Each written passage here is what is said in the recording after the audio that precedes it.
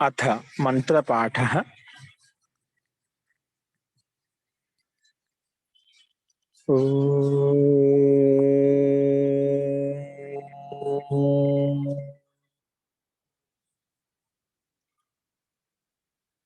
सहनाववतु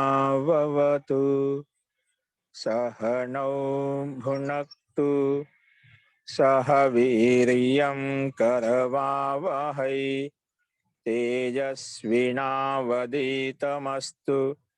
मा विद्विषावहै।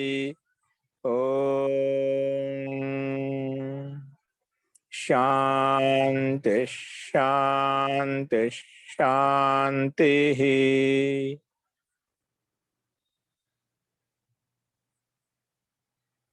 सर्वेभ्यो नमः। अंदरिकी नमस्कारम अंडी। మనము సాంఖ్య దర్శనంలో 5వ అధ్యాయం ఉన్నాము. ఈ 5వ అధ్యాయంలో కూడా మనము నిన్న 103 సూత్రాల వరకు మనం చూశాము. నిన్న పాంచభౌతిక శరీరం కాదు అని చెప్పి నా పాంచభౌతికం శరీరం ఎందుకు బహునాం ఉపాదాన యోగా, వాటిలో చాలా తత్వాలు ఉపాదాన తత్వాలు యోగం ఉంది కాబట్టి ఇది పాంచభౌతిక శరీరం కాదు అని చెప్పి సిద్ధాంతి ప్రస్తావించాడు. అంటే ఇంతకు ముందు కూడా మనం పాంచభౌతిక శరీరం అని చెప్పి ఇదే సిద్ధాంతం చెప్పుకున్నాము. కాబట్టి రెండింటికి మన తేడా, అందుకే ఇక్కడ ప్రక్షిప్తం అని చెప్పి ముందుగానే వేరే ఆచార్యులు కూడా దీన్ని ప్రస్తావించారు. కానీ మన సంగతి పూర్వకంగా చూసుకోవాలి, అభిప్రాయ భేదం అంతే, ఇక్కడ సిద్ధాంత భేదం కాదు.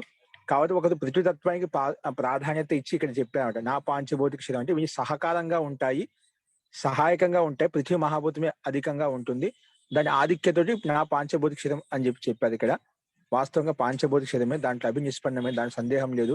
ఈ పిండంలో మొత్తం పంచభూతల కలయికతో ఈ పిండం నడుస్తుంది, ఏదో ఒక మహాభూతం లేదు. కాబట్టి సహకారికంగా ఉంటే అత్యధికంగా మనకు ఈ శరీరం యొక్క డాంచ, ఒక స్వరూపం, ఒక అభివ్యక్తి ఏదైతే కనిపిస్తుందో, ఒక రూపం ఏదైతే కనిపిస్తుందో అది పార్థివ శరీరం ఎక్కువ, పృథ్వీ మహాభూతం ఎక్కువగా ఉంది. కాబట్టి ఆ రకంగా మిగిలిన తత్వాలు ఏవైతే ఉన్నాయో అవి సహకారికంగా ఉంటాయి అని చెప్పాం నిన్న. అదే దీన్ని పుష్టి చేయడం కోసమే ఇక్కడ సిద్ధాంతి ఏ రకంగా ప్రస్తావించాలంటే, ఏమైనా కుండను తయారు చేయడానికి మనకు ప్రధానభూతమైనటువంటి నిమిత్త కారణం మిట్టి అయితే దాంట్లో నీళ్ళ యొక్క సంయోగం, అగ్ని యొక్క సంయోగం, ఇవన్నీ ఏవైతే కుండను తయారు చేయడం ఏవైతే సహకారంగా ఉంటాయో అవన్నీ మనం చెప్పము. ఈ కుండ ఎలా తయారైందంటే మిట్టితో తయారని చెప్పి ఈ విధంగా ప్రాధాన్యంగా మిట్టి అని చెప్తాం, కానీ వాటి సహకారంగా ఉన్నట్టు వాటికి చెప్పాలన్నమాట. ఈ రకంగా ఇక్కడ కూడా మనం అర్థం చేసుకోవాలి.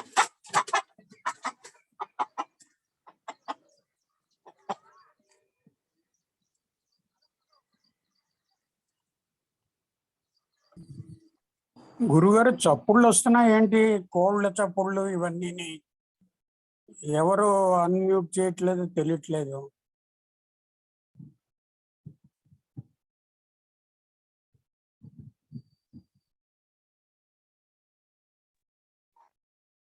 కోళ్ళు కూడా సాంఖ్య దర్శనం వింటున్నాయి. 2 రోజుల నుంచి ఇలాగే ఉంది, అస్తమానం ఏదో డిస్టర్బెన్స్ వస్తూనే ఉంది. మరి వాళ్ళకి తెలియాలి, మరి అలా కాకుండా టెక్నికల్ గా వస్తుందో, ఎవరు ఏమి చేయకుండానే ఆ శబ్దాలు వస్తున్నాయో అర్థం అవట్లేదు.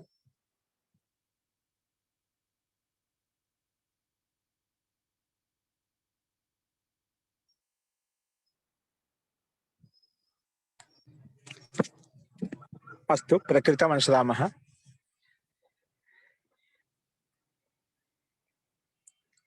ఇక్కడ చూడండి, మనము అదే విషయాన్ని ప్రస్తావించుకున్నాము.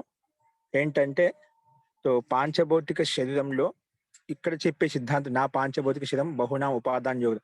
బహుతత్వాలంటే అన్యతత్వాలు, అగ్నితత్వం, జలతత్వం, పృథ్వీతత్వం ఏవైతే ఉన్నాయో అవన్నీ కూడా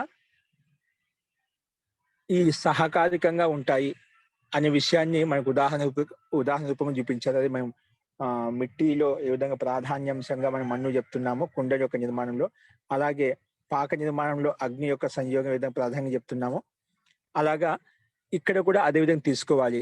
కాబట్టి దీంట్లో పాంచభౌతిక శరీరం చెప్పి ముందు చెప్పుకున్నాము, ఇక్కడ పాంచభౌతిక శరీరం కాదు ఇక్కడ చెప్తున్నాడు. అంటే అక్కడ సిద్ధాంతి ఏ రకం ప్రస్తావించారంటే పంచభూతాలతో అది మనకు సహకారంగా ఉన్నప్పటికీ పంచభూత కలయిక అనేది నిర్మాణంలో అత్యంత సహాయంగా ఉంటుంది. కాదు అన్నిటికీ ప్రాధాన్యత ఉంటుంది చెప్పి దానికి ప్రాధాన్యత చెప్పారు. ఇక్కడ మనకు స్వరూపాన్ని చూసుకొని అత్యధికంగా ఏది కథనం చెప్పబడుతుంది.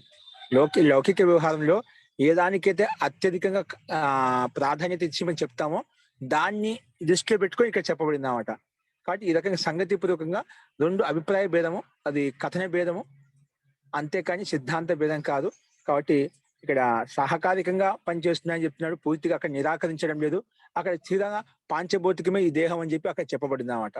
కాబట్టి ఈ రకంగా మన సంగతిపూర్వకం చూసుకోవాలి. ఈ రకంగా అదే విధంగా ప్రస్తావించే సిద్ధాంతే అస్తు. సో ఇందులో ఇప్పుడు చెప్పిన దాంట్లో మీకు నిన్న ఎవరో అడిగారు, నాకు సరిగా వినిపించలేదు. సో ఇందులో యొక్క సందేహం చెప్పండి.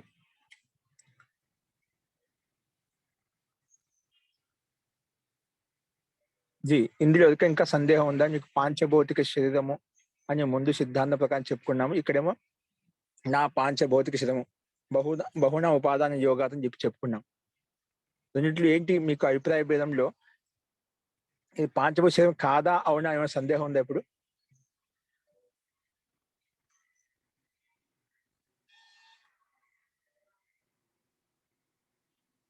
అర్థమైంది? నా ప్రశ్న అర్థమైందండి?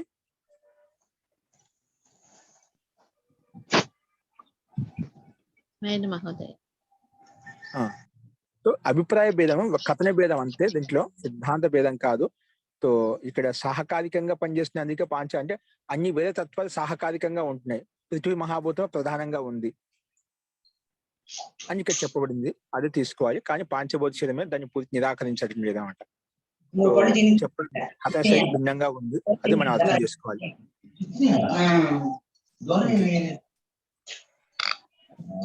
అస్తు. ఇంకా ఎవరికైనా సందేహం ఉందని ఇప్పుడు దీంట్లో? అస్తు తర్హి ప్రకృతమనుసరామః. సో ఇప్పుడు అదే విషయం ఇంకో రకంగా ప్రస్తావిస్తున్నాడు. చూడండి, ఒక భిన్న విషయాన్ని ప్రస్తావిస్తున్నాయి ఇక్కడ. 104వ సూత్రానికి భూమిక చూడండి. శరీరే ఈ ఇంద్రియాని సంతి. ఈ శరీరంలో ఇంద్రియాలు ఉన్నాయి. మన ప్రత్యేకంగా పంచేంద్రియాలు, పంచ జ్ఞానేంద్రియాలు, పంచ కర్మేంద్రియాలు, ఇవన్నీ ఇంద్రియాలు ఉన్నాయి. 11 ఇంద్రియాలు ఉన్నాయి. శరీరే హి ఇంద్రియాని సంతి తాని ప్రాప్తం స్వవిషయం ప్రకాశయంతి. శరీరంలో ఏవైతే ఇంద్రియాలు ఉన్నాయో ఆ ఇంద్రియాలకు, ప్రతి ఇంద్రియానికి దాని యొక్క కార్యం, దాని యొక్క దాయత్వం ఉంది. అంటే కళ్ళు చూస్తున్నాయి, విషయాన్ని రూపాన్ని గ్రహిస్తున్నాయి, చెవులు శబ్దాన్ని గ్రహిస్తున్నాయి, నాసిక వాసన గ్రహిస్తుంది, జిహ్వ రుచిని గ్రహిస్తుంది. అలాగే ప్రతి ఇంద్రియం దాని యొక్క కర్మలు దాయత్వం భిన్నంగా ఉన్నమాట. అంటే ప్రతి ఇంద్రియానికి దాని యొక్క స్వ విషయం ఉన్నమాట.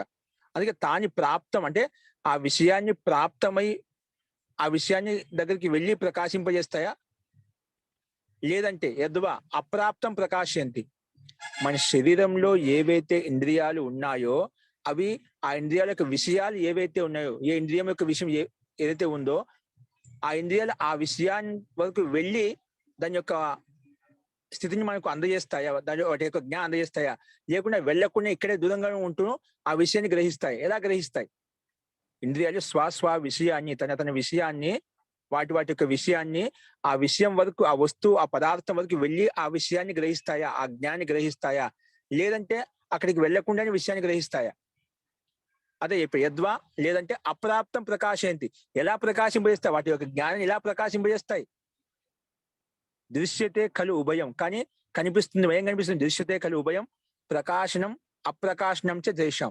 కానీ ఈ ప్రకాశనం అప్రకాశనం చ దృశ్యతే అని చెప్పి ఇక్కడ చెప్పబడుతున్నాడు. కానీ మనం చూడటానికి ఏమో అది ప్రకాశనం అది అంటే దగ్గరికి వెళ్ళి కూడా మనకు ప్రకాశింపజేస్తున్నాయి, దూరంగా ఉండే ప్రకాశింపజేస్తున్నాయి. ఇప్పుడు చూడండి, కళ్ళు మన దగ్గర ఉండే వస్తువును చూస్తున్నాయి. అంటే దగ్గర ఉండే వస్తున్న ఆ ఇంద్రియ సన్నికర్షం, అంటే ఆ ఇంద్రియాలతోటి, ఆ ఇంద్రియ ద్వారా ఉత్పన్నమైన కిరణాలు ఏవైతే ఉన్నాయో ఆ కిరణాల సహాయం చేత ఆ వస్తువును చూస్తున్నాయి. ఆ వస్తువు సహాయం చేత మనకు ఆ ఇంద్రియ ప్రత్యక్షం అవుతున్నాయి ఇంద్రియ సన్నికర్షం ద్వారా. కొన్ని మన ఇంద్రియాలు ఇక్కడే ఉన్నాయి, మన కళ్ళు ఇక్కడే ఉన్నాయి, కానీ దూరంగా ఉండే వస్తువును గ్రహిస్తున్నాయి అన్నమాట. పదార్థం దూరంగా ఉన్నప్పటికీ కూడా ఆ వస్తువును యథార్థంగా తెలుసుకుంటున్నా. ఆ వస్తువు యొక్క స్వరూపం, ఆ రంగు, రూపం, ఆకారం విధంగా ఉంది. అదేవిధంగా సూర్య, చంద్రమ, నక్షత్రాలు, తారామండలం ఏవైతున్నాయో అది కూడా ఇంద్రియాలు ఇక్కడే ఉంటూ అక్కడ ఉండే విషయాన్ని గ్రహిస్తున్నాయి. అంటే దూరంగా ఉన్నాయా? అంటే అప్రాప్త విషయాన్ని గ్రహిస్తున్నాయా? అలాగే ప్రాప్త విషయం దగ్గర ఉండే విషయాన్ని కూడా గ్రహిస్తున్నాయి, అలాగే దూరంగా ఉండే విషయాన్ని గ్రహిస్తున్నాయి. కాబట్టి దృశ్యతే ఖలు ఉభయం ప్రకాశనం అప్రకాశనం చ తేషాం. వాటికి అందుకే ఇంద్రియాలు దగ్గరగా ఉండే వాటిని ప్రకాశింపజేస్తాయి, దూరంగా ఉండే వాటిని ప్రకాశింపజేస్తాయి. ఎలాగంటే దానికి ఉదాహరణ చూపించాలి. యథా శ్రోత్రం ప్రాప్తం సమీపస్థం శబ్దమపి ప్రకాశయతి. శ్రోత్రం అంటే ఇంద్రియాలు ఏవైతే ఉన్నాయో, శ్రోత్రేంద్రియం అంటే చెవులు ఏవైతే ఉన్నాయో, ప్రాప్తం అంటే దగ్గరగా ఉండేటువంటి సమీపస్థం ప్రాప్తం సమీపస్థం శబ్దం ప్రకాశే.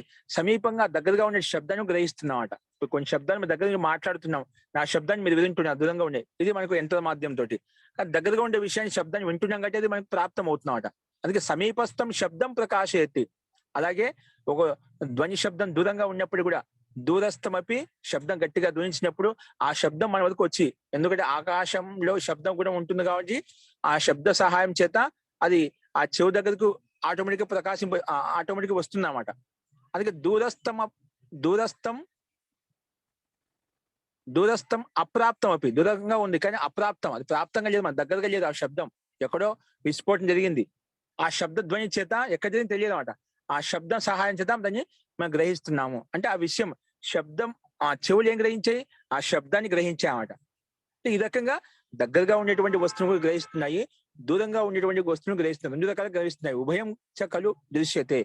ఇంద్రియాలు ప్రశ్న ఇక్కడ ఏం కలిగిందంటే, మన ఇంద్రియాలు ఏవైతే ఉన్నాయో శరీరంలో, ఆ ఇంద్రియ స్వ విషయ తన విషయాన్ని ఆ వస్తువు దగ్గరికి వెళ్ళి గ్రహిస్తున్నాయా లేదా దూరంగా ఉంటూ గ్రహిస్తున్నాయా అంటే, చూడటానికి ఉభయం దృశ్యతే. దగ్గరగా ఉండే వస్తువును గ్రహిస్తున్నాయి, దూరంగా ఉండే వస్తువును గ్రహిస్తున్నాయి అని చెప్పి ఇక్కడ ఉదాహరణ చూపించాడు. దూరస్థం అంటే అప్రాప్తం అవి ప్రకాశయతి ప్రకాశింపజేస్తున్నాయి. తథా అలాగే నేత్ర విషయాన్ని ఇప్పుడు తీసుకున్నారు. ఈ విధంగా శ్రోత్రము అంటే చెవు దగ్గరగా ఉండే విషయాన్ని శబ్దం గ్రహిస్తుంది, దూరంగా ఉండే శబ్దాన్ని గ్రహిస్తుందో అలాగే తథా నేత్రం ప్రాప్తం సమీపస్థం రూపమపి ప్రకాశయతి. నేత్రేంద్రియం అనేది కళ్ళు అనేటివి దగ్గరగా ఉండేటువంటి ప్రాప్త వస్తువు అంటే రూపమైన వస్తువు అయితే ఉందో దాన్ని ప్రకాశింపజేస్తుంది, రంగు రూపం ఆకారం ఈ విధంగా ఉందని చెప్పి. అలాగే దూరంగా ఉన్నటువంటి అప్రాప్తం అంటే ఆకాశీయం, అది దగ్గరగా లేదంటే ఆకాశంలో ఉండే నక్షత్రాలు ఇవన్నీ మనకు దగ్గరగా లేవు అన్నమాట. అందుకే దూరస్థం అంటే అప్రాప్తం. ఏంటో అప్రాప్తం? ఆకాశీయం, ఆకాశంలో ఉన్నటువంటి నక్షత్ర తారకం అపి ప్రకాశితి. నక్షత్రాలు తారమండలాలు ఏవైతే ఉన్నాయో అవన్నీ కూడా ప్రకాశింపజేస్తుందన్నమాట. కాబట్టి అత్ర కహ సిద్ధాంతం. ఇలాగా దగ్గరగా ఉండే వస్తువులు గ్రహింపజేస్తున్నాయి, దూరంగా ఉండే వస్తువులు గ్రహింపజేస్తున్నాయి కదా, వీటి మధ్య సిద్ధాంతం ఏంటి? అత్ర కహ సిద్ధాంతం. ఇక్కడ ఏ సిద్ధాంతం ప్రకారం జరుగుతుంది? అత్ర ఉచ్యతే. దానికి సమాధానం ఇక్కడ చెప్తున్నారు సిద్ధాంతి. చూడండి, నా అప్రాప్త ప్రకాశకత్వం ఇంద్రియాణం అప్రాప్తే సర్వప్రాప్తేరువ. ఏంటంటే ఇంద్రియాణం అప్రాప్త ప్రకాశకత్వం నా అంటే అప్రాప్త వస్తువుకు ప్రకాశింపచేయం, దూరంగా ఉన్నాయి. అందుకే ఇప్పుడు ఏం చెప్పారు మనకు? ఉభయత దృశ్యత అని చెప్పి చెప్పుకున్నాం. అంటే దగ్గర ఉండే వస్తువును గ్రహింపజేస్తున్నాయి, దూరంగా ఉండే వస్తువును గ్రహిస్తున్నాయి అని పూర్వపక్షి ప్రస్తావించింది. దీంట్లో ఏ సిద్ధాంతం అంటే, సిద్ధాంతం చెప్తున్నాయి ఇక్కడ ఇంద్రియానం అప్రాప్త ప్రకాశకత్వం నా అప్రాప్త ప్రకాశకత్వం ఇంద్రియానం. ఇంద్రియాలంటివి అప్రాప్త వస్తువును ప్రకాశింపచేయడం లేదు, ప్రాప్త వస్తువునే ప్రకాశింపజేస్తున్నాయి. అక్కడ ఒక సిద్ధాంతం ప్రాప్త వస్తువును ప్రకాశింపజేస్తున్నది బాగానే ఉంది, కానీ అప్రాప్త వస్తువును ప్రకాశింపజేస్తున్నా అని చెప్పారా, అది నా అప్రాప్త వస్తువుని ఇంద్రియాన్ని ప్రకాశింపజేయడం లేదు. ఇప్పుడు కళ్ళు ఏం చెప్పాము? దూరంగా ఉండే నేత్రేంద్రియము, దూరంగా ఉండే ఆకాశంలో నక్షత్రాలు తారామండలాలు ఏవైతే ఉన్నాయో అవన్నీ ప్రాప్తం దగ్గరగా లేవు, అయినా వాటిని గ్రహించుకుంటున్నాయి. రంగు రూప ఆకలి ఇలా ఉందని చెప్పి మనకు ఒక జ్ఞానం కలుగుతుంది, ఒక ప్రకాశం కలుగుతుంది అని పూర్వపక్షి ప్రస్తావించి ఇక సిద్ధాంతి లేదంటే ఇంద్రియాలు ప్రాప్తమైన వస్తువునే ప్రకాశింపజేస్తే అప్రాప్త వస్తువుని ప్రకాశింపచేయవు అని చెప్తున్నాడు. నా అప్రాప్తం ప్రకాశకత్వం ఇంద్రియానం. ఎందుకు? అప్రాప్తే సర్వప్రాప్తిర్వ. ఎక్కడైతే అప్రాప్తి ఉంటుందో అప్రాప్తిలో కూడా ఉన్నాయనుకోండి, అంటే అప్రాప్తి ద్వారా కూడా మనకు అన్ని ప్రకాశితమవుతున్నాయంటే అన్ని కూడా ప్రాప్తం కావాలి, కానీ అన్ని వస్తువుల ప్రాప్తం కావడం లేదు కదా. సర్వప్రాప్తే ఇప్పుడు అప్రాప్తే సర్వప్రాప్తేరువ అది దోషం వస్తుందన్నమాట. ఇప్పుడు దూరంగా ఉండే వస్తువులు ఏ విధంగా ఒక ఉదాహరణ నేత్రేంద్రియం ద్వారా చెప్పామో, నేత్రేంద్రియం ద్వారా అయితే సాధ్యం అవుతుందండి. ఒక నేత్రేంద్రియం ద్వారా అయితే నేత్రుడికి ఆ శక్తి ఉంటుంది కాబట్టి కళ్ళ ద్వారా సూర్యకిరణాల ద్వారా ప్రకాశం ఉన్నప్పుడు, సూర్యప్రకాశం ఉన్నప్పుడు ఆ సూర్యకిరణాల ద్వారా అంటే కళ్ళలో ఉన్నటువంటి తేజస్సు రూపం ఉండటం వల్ల అది దూరంగా ఉండే వస్తువుని గ్రహిస్తుంది. ఓకే, నేత్రేంద్రియానికి అది సాధ్యమవుతుంది. కానీ మిగిలిన ఇంద్రియాలు ఏవైతే ఉన్నాయో, జిహ్వేంద్రియ కావచ్చు, నాసికేంద్రియ కావచ్చు, ఆ దూరంగా ఉండే వస్తువును ఎలా గ్రహిస్తాయండి? అవి గ్రహించలేమంట. అందుకే అప్రాప్త వస్తువును గ్రహించలే, ప్రాప్త వస్తువును గ్రహిస్తాయి అని సిద్ధాంతి ఇక్కడ చెప్పడానికి ప్రయత్నం చేస్తున్నారు. చూడండి భాష్యము. ఇంద్రియానం అప్రాప్త ప్రకాశకత్వం నా. ఇంద్రియాని నహి అప్రాప్తం ప్రకాశంతి. అప్రాప్త వస్తువును ప్రకాశింపజేయడం లేదు. యచ్చ అప్రాప్తం అంటే అప్రాప్తం దురస్థం శబ్దం రూపం. దూరస్థం అంటే శబ్దం, దూరస్థం అంటే దూరస్థమైన శబ్దం ఏదైతుందో, శబ్దం వా రూపం వా, అది శబ్దం కావచ్చు రూపం కావచ్చు, ప్రకాశంతి ఇది ప్రతీయతే తత్ నా తథా. అలా కాదని వాస్తవంగా. బయట నువ్వు ఏం చెప్పావు? రూపేంద్రియం ద్వారా శబ్దేంద్రియం అనేది దూరంగా ఉండే వస్తువును గ్రహిస్తుందని చెప్తున్నావు కదా. తత్ నా తథా, అలా లేదది. ఎందుకు? కింటు తదపి విషయ జాతం ప్రాప్తమేవ ప్రకాశయంతి ఇది నిశ్చయ. కానీ అక్కడ విషయ జాతం అనేది ఉన్న వస్తువుని ప్రకాశింపజేస్తుంది. మనం అదే అర్థం చేసుకోవాలన్నమాట. అక్కడ అప్రాప్త వస్తువుకి ప్రాప్తి కాలేదు. ప్రాప్త వస్తువునే అక్కడ ఉన్నటువంటి విద్యమానంగా ఉన్నటువంటి శబ్దాన్ని, విద్యమానంగా ఉండే రూపాన్ని ప్రకాశింపజేస్తుంది. అప్రాప్త వస్తువుని ప్రకాశింపజేయడం లేదు. అది కింటు తదపి విషయజాతం ప్రాప్తమే. ఆ విషయజాతం ఎటువంటి విషయం అయితే ఉందో, విషయజాతం ప్రాప్తమేవ ప్రకాశయంతి. విద్యమానంగా ఉండేటువంటి ప్రాప్తమైనటువంటి దాన్ని ప్రకాశింపజేస్తుంది. ఇది నిశ్చయ. అది నిశ్చయంగా అలాగే ఉంటుందన్నమాట. ఎందుకంటే ఇంద్రియానం అతీంద్రియత్వాలు, ఇంద్రియాలు అతీంద్రియమైనటువంటి ఇంద్రియ స్థూలేంద్రియాలకు అలా ఉన్నా కూడా అతీంద్రియత్వాలు, ఇంద్రియాలు కొన్ని సూక్ష్మ ఇంద్రియాలు ఏవైతే ఉన్నాయో వాటి ద్వారా సంకేతించబడతాయి కాబట్టి. కానీ తద్ ఉక్తం పూర్వం. ఈ విషయంలో ఇంద్రియానం అతీంద్రియాలు, ఇంద్రియాలు అంటే సూక్ష్మ ఇంద్రియాలు అహంకారక చేత ఉత్పన్నమయ్యాయి. శబ్ద స్పర్శ రూపరస గంధాలు ఇవి సూక్ష్మంగా ఉంటాయి, అతీంద్రియాలు, వాటి ద్వారా గ్రహించబడతాయి కాబట్టి. తదు ఉక్తం పూర్వం. అతీంద్రియం ఇంద్రియం, ఇంద్రియాలు అతీంద్రియంగా ఉంటాయి, సూక్ష్మంగా ఉంటాయి. సాంఖ్య దర్శనంలో 2వ అధ్యాయం 23 సూత్రంలో మనం చెప్పుకునే విషయాన్ని. నహి శరీర సంసక్తాని గోలకాని ఇంద్రియాని. నహి శరీర సంసక్తాని గోలకాని ఇంద్రియాని. కానీ మన శరీరంలో కనిపించేటువంటి గోళకాలని, కళ్ళు, చెవులు, ఆంకులు ఏవైతే ఉన్నాయో, జిహ్వానాలు, ఇవన్నీ స్థూలేంద్రియాలు. కానీ ఆ స్థూలేంద్రియాల యొక్క శక్తి, వాటి యొక్క అనుభూతి ఎలా కలుగుతుంది? సూక్ష్మేంద్రియాలు, అతీంద్రియ శక్తి అయినటువంటి సూక్ష్మేంద్రియాల ద్వారా అవి అనుభూతిని పొందగలుగుతున్నాయి. వాస్తవంగా స్థూలంగా శరీరంలో ఉన్నటువంటి స్థూలేంద్రియాలు ఇంద్రియాలు కాదు వాస్తవంగా. అది చెప్తున్నాడు. నా ఈ శరీర సంసిక్త, శరీరంతో అంటిపెట్టుకుని ఉన్నటువంటి ఈ నేత్రేంద్రియ గోళకాలు, చెవులు, ముక్కు, నాలుక, ఏవైతే ఉన్నాయో సంసిక్తాన్ని గోళకాని ఇంద్రియాని నా ఈ శరీర సంసిక్తాన్ని, శరీరంతో అంటిపెట్టుకున్నటువంటి గోళకాని ఇంద్రియాని నా అంటే అవి కాదు, అంటే అవి ఇంద్రియాలు కాదు. శరీరంలో కనిపించే గోళకాలు మాత్రమే, వాస్తవంగా అవి ఇంద్రియాలు కాదు. ఇంద్రియ శక్తిని లోపల ఉంటుంది, శబ్ద స్పర్శ రూప సగంధాల్లో ఉంటుంది. ఇంద్రియ శక్తి అతీంద్రియాలు అని చెప్పి చెప్పుకున్నామట, పైన చెప్పామట. కానీ తస్మాత్ ప్రాప్తం హి విషయం ప్రకాశయంతి ఇంద్రియాని. అందుకే ఇంద్రియాలు అంటే ప్రాప్త విషయాన్ని మాత్రం ప్రకాశింపజేస్తే అప్రాప్త వస్తువును ప్రకాశింప చేయలేవు. కాబట్టి ప్రాప్తం హి విషయం ప్రకాశయంతి ఇంద్రియాని తేషాం శక్తి స్వరూపత్వ. ఎందుకంటే వాటి యొక్క శక్తి యొక్క స్వరూపము విద్యమానంగా ఉన్నటువంటి వస్తు పదార్థాన్ని ప్రకాశింపజేస్తాయి, లేని వస్తువు ప్రకాశింపచేయవు. ఎందుకంటే అప్రాప్తే సర్వప్రాప్తే. ఒకవేళ అప్రాప్తిలో నీకు ప్రాప్తం అవుతుంది అనుకోండి, అన్ని ప్రాప్తం కావాలి ఆ రకంగా వెళ్తేనా. అప్రాప్తే సర్వప్రాప్తేది వా. చూడండి, ఒకవేళ నువ్వు అలా అంటే గినా ఏది ప్రాప్తం నా ప్రకాశయేయు, ప్రాప్త వస్తువును ప్రకాశింప చేయలేదు అనుకోండి, ప్రకాశయు ఇంద్రియా యది ప్రాప్తం నా ప్రకాశయేయు ఇంద్రియాని తదా కస్మించిత్ దేశే కాలే వా ప్రాప్తస్య శబ్దస్య రూపాదికస్య. కస్మించిత్ ఏదో ఒక దేశంలో, కాలంలో, ప్రాప్తస్య శబ్ద, ప్రాప్తమైన శబ్దానికి లేదా రూపానికి, శబ్దస్య రూపాదికస్య వా తస్మిన్ దేశే కాలే చ ప్రాప్తి భవేత్. తస్మిన్ దేశే కాలే చ అప్రాప్తి భవేత్ భవతి ప్రాప్తస్య ప్రాప్తి. అంటే ఇక్కడ మనం ఏ దేశంలో, ఏ కాలంలో అయితే, ఏ సందర్భంలో, ఏ సమయంలో అయితే ఒక శబ్దాన్ని, ఒక రూపాన్ని చూసి ఏ దేశంలో, ఏ కాలంలో, ఏ సమయంలో చూసామో అదే సమయంలో అదే కాలంలో అదే శబ్ద అదే ప్రాప్తి మళ్ళీ అది ఉపలబ్ధం అవుతుందా? అప్పుడు అది దేశే కార్యచ అప్రాప్తి భవతు. అంటే ఏ దేశంలో అయితే ఇది ప్రాప్తం నా ప్రకాశయేయు అంటే ప్రాప్త వస్తువు ప్రాప్తమైన వస్తువు ప్రకాశింపబడుతుంది, అప్రాప్త వస్తువు ప్రకాశింపబడలేదు అని అనుకోండి, అప్పుడేమవుతుంది? ఇది ప్రాప్తం నా ప్రకాశయేయు, అది ప్రాప్తమైన వస్తువు ప్రకాశింప చేయలేదు అనుకోండి, అప్పుడేమవుతుంది? ఇంద్రియాలు ప్రాప్తం ప్రకాశ ఇంద్రియాని తదా ఆ సమయంలో కస్మిన్షిత్ దేశే కాలేవ, ఏ దేశంలో అయితే ఏ సమయంలో అయితే ప్రాప్తస్య శబ్దస్య ప్రాప్తమైనటువంటి విద్యమానంగా ఉండే శబ్దం అయితే ఉందో లేదా రూపాధికస్యవా తస్మిన్ దేశే కాలే, అదే దేశంలో అదే కాలంలో ఇంకా అప్రాప్తి భవేత్, అది ప్రాప్తి కలగదు. అంటే ఏ క్షణంలో ఏ సమయంలో ఏ రూపాన్ని ఏ శబ్దాన్ని గ్రహించావో అదే కాలంలో మళ్ళీ అదే ప్రాప్తి అదే ఉపలబ్ధి ఉండదు. కాబట్టి భవతి ప్రాప్తస్య ప్రాప్తి, కాబట్టి విద్యమానంగా ఉండేటువంటి దానికి ప్రాప్తి కలుగుతుంది, అవిద్యమానంగా ఉండడానికి ప్రాప్తి కలగదు. నువ్వు ఏ దేశంలో ఏ సమయంలో ఏ కాలంలో అయితే ఒక శబ్దాన్ని ఒక రూపాన్ని గ్రహించావో మళ్ళీ అదే దేశంలో అదే కాలంలో మళ్ళీ నేను దాన్ని మళ్ళీ చూడాలనుకున్నాను అనుకోండి, ఆ శబ్దం ఆ రూపం అక్కడ ఉంటే అది ప్రాప్తం అవుతుంది, లేకపోతే కాదు. కాబట్టి మనకు ప్రాప్త వస్తుకే ప్రాప్తి ఉపలబ్ధి కలుగుతుంది, అప్రాప్త వస్తుకి ఉపలబ్ధి కలగదు అని చెప్పి ఇక్కడ సిద్ధాంతి ప్రస్తావిస్తున్నమాట.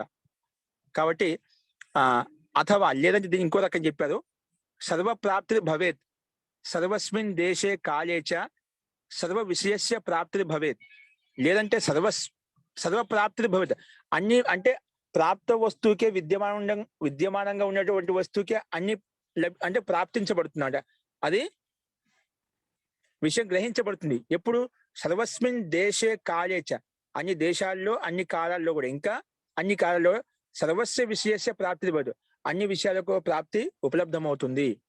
నాచ తథా భవతి అంటే ఇక్కడ మళ్ళీ దీన్ని ఈ పాయింట్ తీసుకోవచ్చు, సర్వప్రాప్తి భవేత్ అంటే అన్ని దేశాల్లో అన్ని కాలం, అంటే ఇప్పుడు ఒక స్థానంలో ఒక సమయంలో ఒక వస్తువును ఒక పదార్థం చూశామండి, ఆ విషయాన్ని ప్రాప్తి కలిగింది. కానీ నాచ తథా భవతి అంటే అన్ని సమయాల్లో ఆ శబ్దము ఆ రూపము ఆ విషయం అన్ని చోట్ల అలాగే ఉంటుంది, అలా కాదు, అది మనకు ఎల్లప్పుడూ సదా అలా విద్యమానం అవుతుంది, అది మనకు నాచ తథా భవతి అలా మనకు కనిపించదు.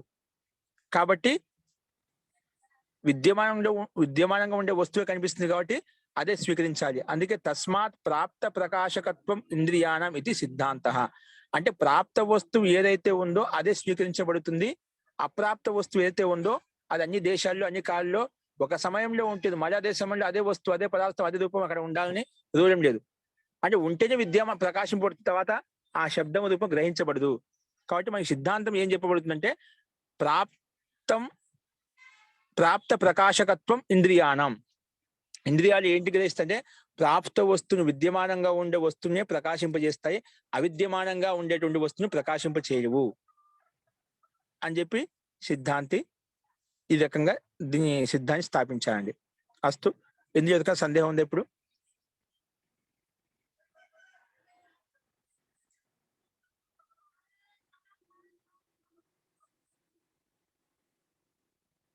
లేదండి. మహోదయ, ఇక్కడ ప్రాప్తం అంటే ఇక్కడ దగ్గరగా ఉన్న వస్తువనా లేకపోతే అక్కడ ప్రాప్త ఉపలబ్ధ విద్యమానంగా ఉన్నటువంటి వస్తువు అండి, విద్యమానంగా ఉన్నటువంటి వస్తువు అంటే సమీపస్థం కాదు. సమీప అంటే తాత్పర్యం వస్తుంది, సమీపస్థం ప్రాప్తం అవుతుంది, విద్యమానం ఉండే వస్తువుకి ప్రాప్తి అంటే ఉపలబ్ధి కలుగుతుంది, ప్రాప్తి ఉపలబ్ధి. ఇక్కడ మనకు ఇంద్రియాలతో ఏ వస్తువును చూస్తున్నామో అది అక్కడ ఆ విద్యమానంగా ఉంటే దాని ప్రాప్తి కలుగుతుంది, అని ఒక ఉపలబ్ధి కలుగుతుంది అని అర్థం. ఇక్కడ అర్థమైందండి? అర్థమైంది. అంటే మొత్తానికి అక్కడ పూర్వపక్షిక ప్రశ్న ఏంటంటే, ఇంద్రియాలు మన శరీరంలో ఉండే ఇంద్రియాలు మనకు అన్ని ఉన్నాయి, 10 ఇంద్రియాలు ఉన్నాయి, అవి ఆ వస్తువు పదార్థ దగ్గరికి వెళ్ళి ఆ వస్తువును గ్రహింపజేస్తాయా, ఆ వస్తువు యొక్క జ్ఞానం గ్రహింపజేస్తాయా, లేకుండా ఇంద్రియాలు అక్కడికి వెళ్లకుండానే వస్తువును గ్రహింపజేస్తాయా? ఏంటి దానికి సిద్ధాంతం ఏంటి ఇక్కడ అంటే? సిద్ధాంతం చెప్పా అంటే ఇంద్రియాలు ఆ వస్తువు యొక్క ప్రాప్త వస్తువునే గ్రహింపజేస్తాయి, అప్రాప్త వస్తువు గ్రహింపజేయవు.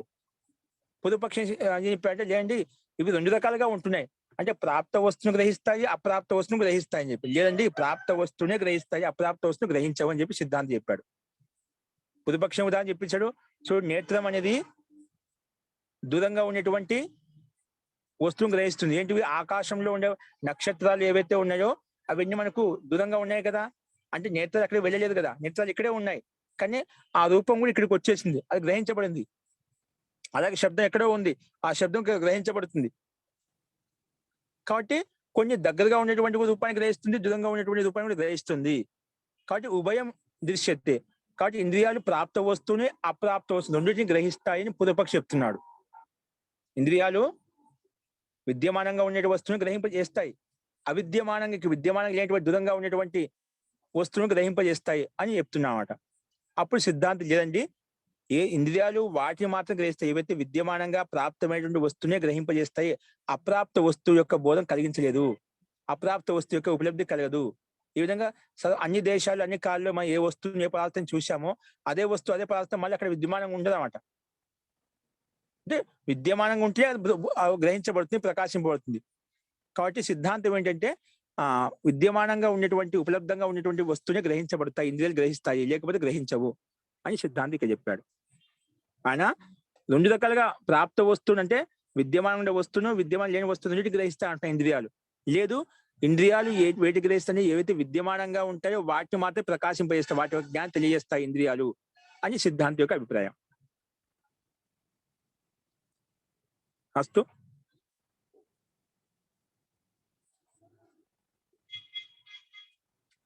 జీ ఓకే అండి. నెక్స్ట్ చూడండి, ఇప్పుడు 105వ సూత్రం భూమిక. ఇది విషయం మళ్ళీ ప్రశ్న పూర్వపక్షం మళ్ళీ అంతటితో ఆగలేదన్నమాట, మళ్ళీ ప్రశ్న వేస్తున్నాడు నన్ను అని చెప్పి. నన్ను చ ఇంద్రియాని ప్రాప్తం ప్రకాశయంతి. సరే, నువ్వు ఏమంటున్నావు, నేను ఇంద్రియాలు ఏమంటున్నా అంటే నీకు దగ్గరగా ఉన్నటువంటి విషయాన్ని కూడా గ్రహిస్తాయి, దూరంగా ఉన్నటువంటి విషయాన్ని గ్రహిస్తా అని చెప్పాను. కాదు, లేదు, ఇంద్రియాలు దగ్గరగా ఉన్నటువంటి విద్యమానంగా ఉన్నటువంటి విషయాన్ని మాత్రమే గ్రహిస్తాయి, విద్యమానంగా లేనటువంటి వస్తువును గ్రహించమని చెప్పావు. బాగానే ఉంది, సరే, దాన్ని స్వీకరించాము. ననుచ ఇంద్రియాని ప్రాప్తం ప్రకాశింది, ప్రాప్త వస్తువును మాత్రమే ప్రకాశింపజేస్తాయి, అంటే విద్యమానంగా ఉండేటువంటి వస్తువు పదార్థాన్ని మాత్రం ప్రకాశింపజేస్తాయి, బాగానే ఉంది. ప్రాప్తం ప్రకాశయంతి తరిహి, అప్పుడైతే చక్షుస్తు తైజసం భవేత్. అప్పుడు చక్షు తైజసం అంటే తైజస్ పదార్థం అలా అర్థం చేసుకోవాలి. చక్షుస్తు అంటే చక్షులు మాత్రం అంటే కళ్ళు మాత్రము తైజసం భవేత్, అవి తైజస రూపంలో అవుతాయి. అంటే తేజో తైజస్ అంటే ప్రకాశవంతంగా కనిపిస్తాయి అన్నమాట. తది చక్షుస్తు తైజసం భవేత్, అవి తైజోవంతంగా ఉంటాయి.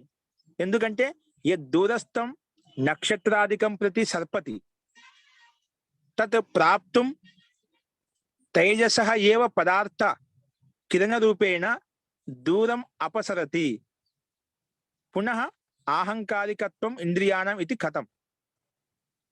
ఇప్పుడు మళ్ళీ ప్రశ్న వచ్చా అంటే, సరే నేను ముందేం చెప్పా అంటే అప్పుడు ఇంద్రియాలు ఏవైతే ఉన్నాయో, కళ్ళు ఏవైతే ఉన్నాయో అవి తైజసంగా భావించాను. తైజసం అంటే మన కళ్ళలో రూపగుణం ఉంది, అగ్నిగుణం ఉంది, అగ్ని మహాభూతం చేతని ఇక్కడ దీంట్లో రూపశక్తి వచ్చిందన్నమాట, రూపగుణం అగ్నిలో ఉంటుందన్నమాట. కాబట్టి ఈ కళ్ళల్లో ఉండే శక్తి అనేది, సామర్థ్యం అనేది, అవి కళ్ళు ఉన్నప్పుడు కిరణముల ద్వారా దూరంగా ఉండేటువంటి వస్తువు ఏంటి, ఆకాశంలో ఉండేటువంటి నక్షత్రాలు ఏవైతే ఉన్నాయో అవి కిరణముల ద్వారా ఆ వస్తువును ప్రకాశింపజేస్తాం, కిరణముల ద్వారా నుంచి వెళ్ళిపోయి ఆ వస్తువుని గ్రహిస్తాయన్నమాట. అదే ఇప్పుడు ఇక్కడ చక్షుస్తుండే కళ్ళు తైజసం భవేత్, తైజసంతో యుక్తమై ఉన్నాయన్నమాట.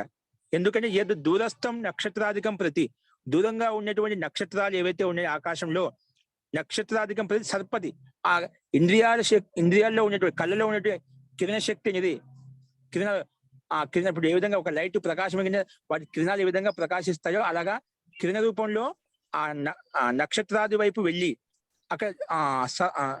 అక్కడికి వెళ్ళి, అంటే సర్పతి అంటే జరగడం అంటే అక్కడి నుంచి ఇంద్రియాలే ఆ వస్తువును నక్షత్రాధిక వస్తువు దగ్గరికి వెళ్ళి, అంటే కిరణ రూపంలో ప్రకాశ రూపంలో కిరణ రూపంలో వెళ్ళి ఆ వస్తువును గ్రహిస్తున్నాయి అన్నమాట. కాబట్టి నక్షత్రాధికం ప్రతి సర్పతి అక్కడ జరుగుతూ అక్కడికి వెళ్ళిపోయాయి. తత్ ప్రాప్తం తైజస ఏవ తత్ ప్రాప్తం, ఎందుకు దాన్ని పొందడం కోసం అట. నక్షత్రాధికం ప్రతి సర్పతి తత్ ప్రాప్తం, దాన్ని పొందడం కోసం. కాబట్టి తైజస ఏవ పదార్థ, అందుకే తైజస పదార్థమే కిరణ రూపేణ, అంటే కిరణాల రూపంలో దూరం అపసరితే, అది కిరణ రూపంలో మన కళ్ళతో చూసినప్పుడు, సూర్యుని చూసినప్పుడు, నక్షత్రాలు చూసినప్పుడు ఏమవుతుంది, మన కంటిలో ఉన్నటువంటి కిరణాలే అక్కడికి అపసర్పణ చేసుకుంటూ, అపసర్పణం అంటే అవి కిరణ రూపంలో అక్కడికి విద్యమానంగా వెళుతూ అక్కడికి వెళ్ళిపోతూ కిరణ సహాయం చేత కిరణ రూపేణ దూరం అపసరతి, దూరంగా అని జరుగుకుంటూ అక్కడ ఆ విషయాన్ని ఆ నక్షత్రాధికంలో ఉన్న పదార్థాలను గ్రహించగలుగుతాయి, ద్రవ్యాలను గ్రహిస్తాయి అన్నమాట. అది కిరణ రూపంలో కిరణ మాధ్యమం. అవి కళ్ళు డైరెక్ట్ గా వెళ్ళడం లేదు.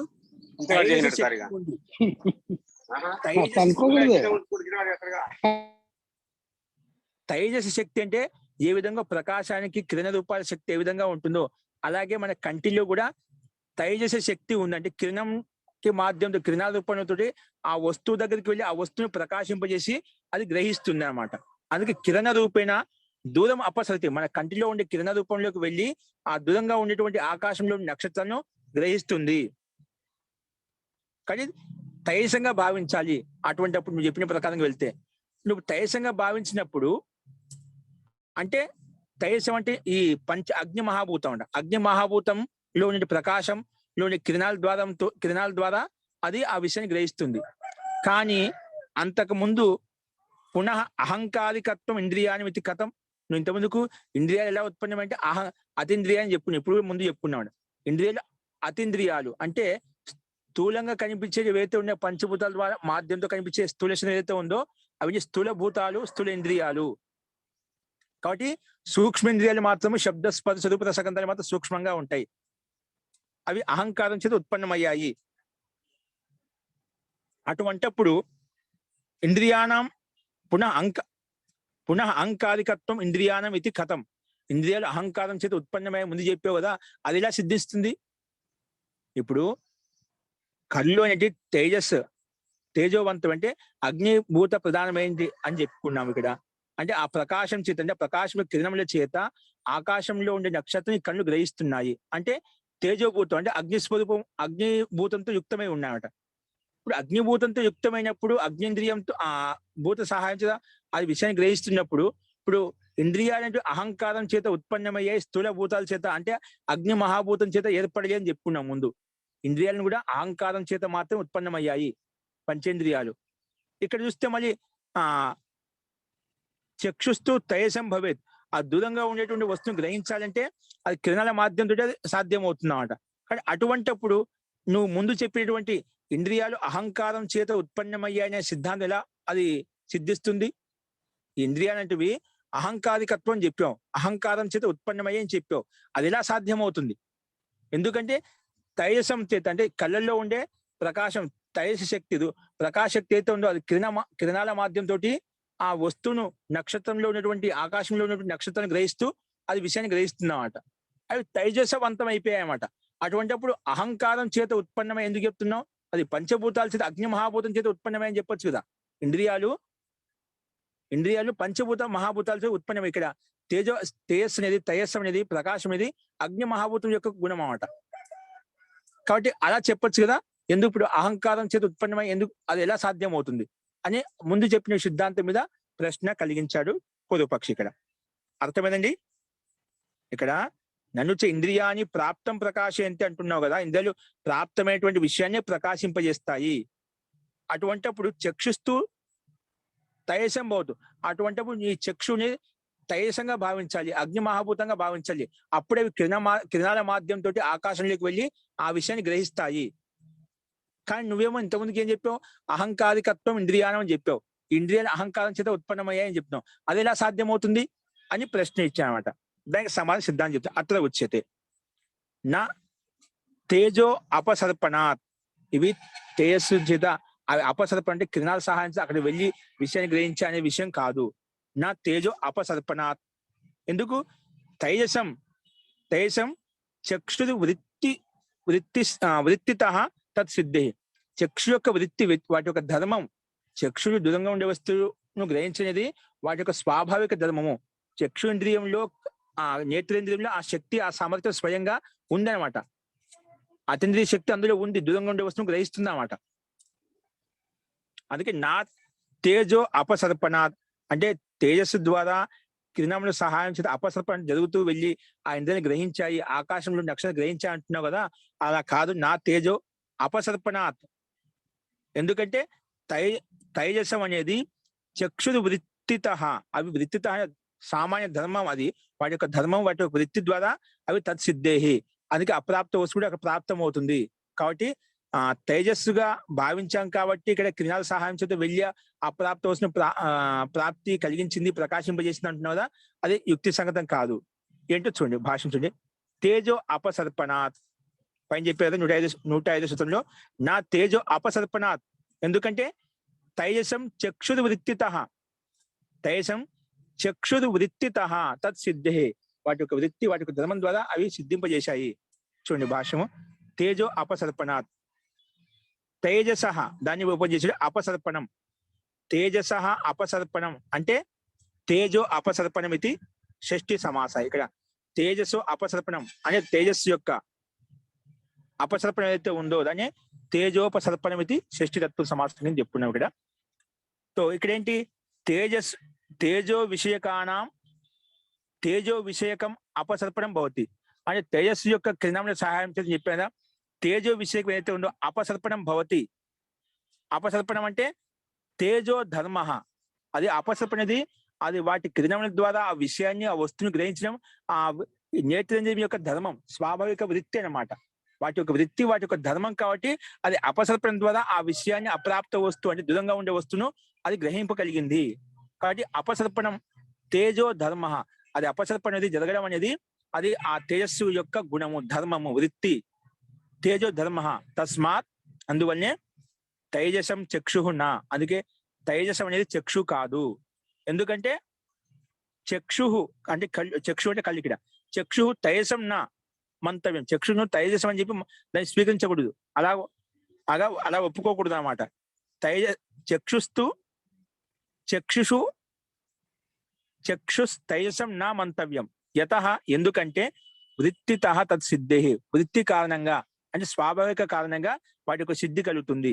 ఏ రకంగా అంటే చక్షుషో వృత్తి అంటే చక్షు యొక్క ధర్మం, చక్షు యొక్క వృత్తి అంటే కళ్ళ యొక్క వృత్తి అన్నమాట.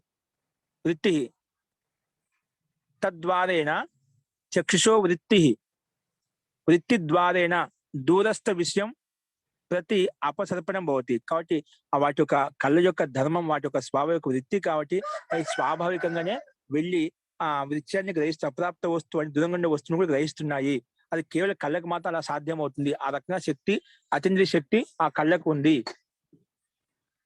కాబట్టి ఆ దూరంగా ఉండే విషయాన్ని కూడా అపసర్పణం ద్వారా అవి కిరణముల సహాయంతో వెళ్ళి గ్రహిస్తున్నాయి. అంతేగాని ఆ తేజసం కాదది. అక్కడ పైన చెప్పే పురుపక్షి చక్షుస్తు తేజసం భవేత్, అటువంటి చక్షుస్సు తేజసంగా భావించాలి అంటే పృథ్వీ అగ్ని మహాభూత తత్వంగా భావించాలి అని చెప్పామట. అలా అవసరం లేదండి భావించడానికి. అది ఆ చక్షుషు ఆ కళ్ళ యొక్క ధర్మం, వృత్తి అటువంటిది, అది దూరంగా ఉండే వస్తువును గ్రహిస్తుంది. అందుకే వృత్తి ద్వారేణ చక్షుషో వృత్తి ద్వారేణ దూరస్థం విషయం ప్రతి అపసర్పణం భవతి. కాబట్టి అది గ్రహిస్తుంది. భవంతి ఇంద్రియాణి భవంతి హి ఇంద్రియాణం వృత్తయో యాభి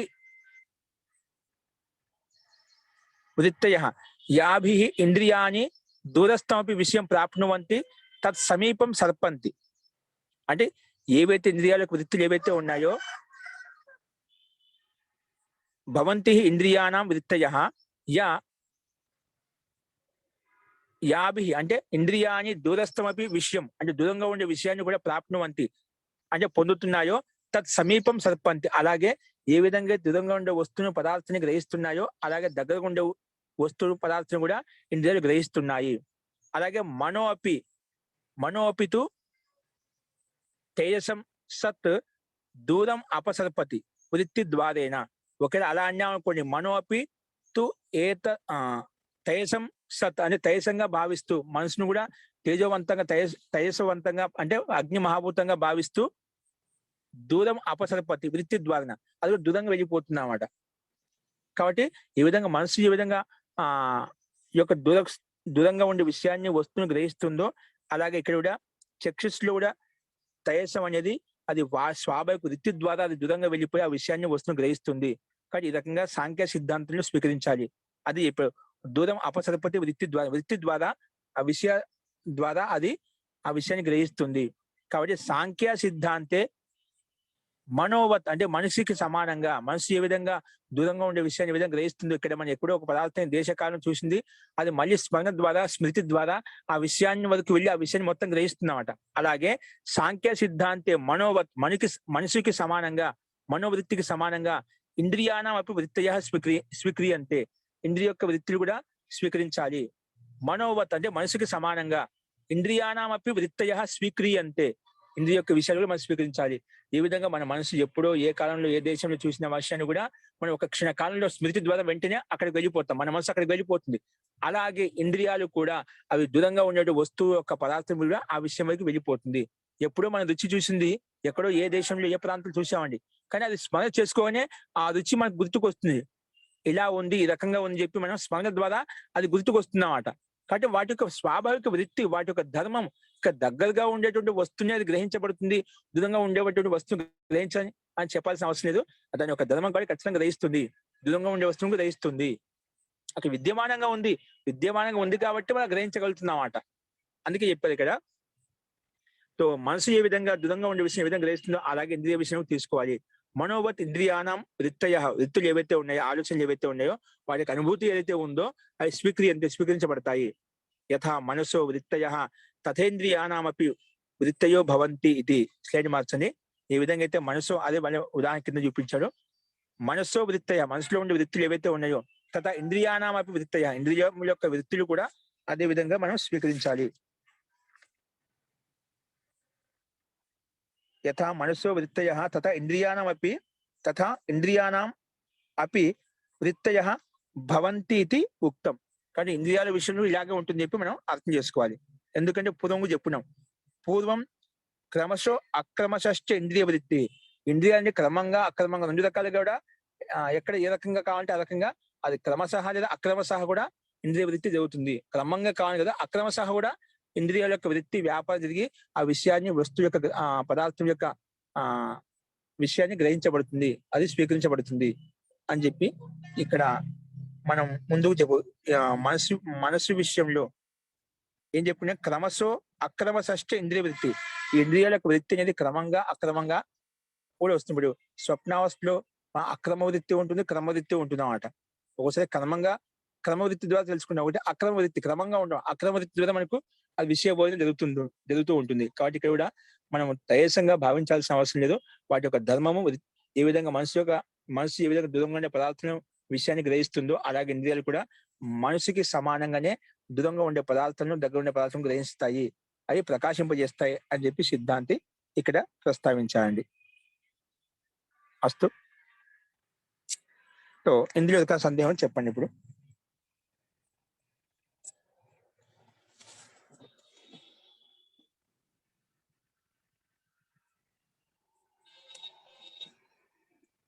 మహోదయ, ఇందులో విశేషం ఏముందంటే, కళ్ళు చూస్తే శక్తిని కనుక నేత్రం ద్వారా చూస్తాయి సూర్యుని యొక్క ప్రకాశం వల్ల. మరి ఇందులో విశేషంగా ఏం దాని అర్థం ఏంది? ఇంద్రియాలన్నీ కూడా వాటి శక్తి కొద్దీ భగవంతుడి శక్తి కొద్దీ చూస్తాయి. అందరు తెలియని వాళ్ళకు తెలిసిన వాళ్ళకి అందరూ ఈ విధంగా చూస్తాయని తెలుసు. దానికి విశేషం ఏముంది? తెలుసుకుంటే అంటే పొదుపక్షం ఏమంటున్నా అంటే అది ముందే చెప్పాడు, ఇంద్రియాలు అక్కడికి పోయి తెలుసుకుంటాయా లేదా ఆ వస్తువు ఇంద్రియాల దగ్గరికి వస్తుందా?